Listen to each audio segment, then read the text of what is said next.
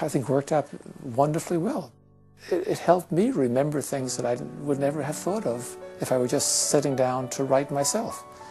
But the sort of the interchange between myself and the kids, and they are prompting me to remember things, brought things out that I wouldn't have otherwise remembered. I think what was brought to mind, some of the experiences that I had with my parents, and that may be useful for them to reflect on where certain behaviors come from, and maybe from a genetic perspective where some of their children's behaviors come from, and in turn it will be helpful to their children to see, what is the history.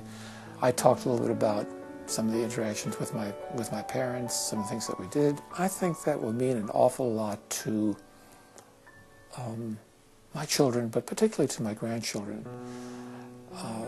As you know, I didn't know my grandparents, and my parents didn't talk about their parents. So there's a big hiatus there. There's a big gap. And I think drawing me out that way will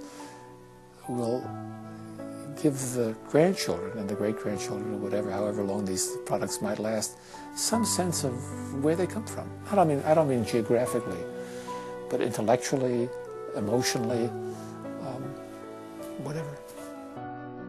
I think the most important thing I can say, which I have said to people, is do it now. Don't think you're going to do it 10 years from now or 20 years from now, because life changes very quickly. Next week, next year, next whatever, it may not be doable. And what a wonderful way to later on be able to see them on film.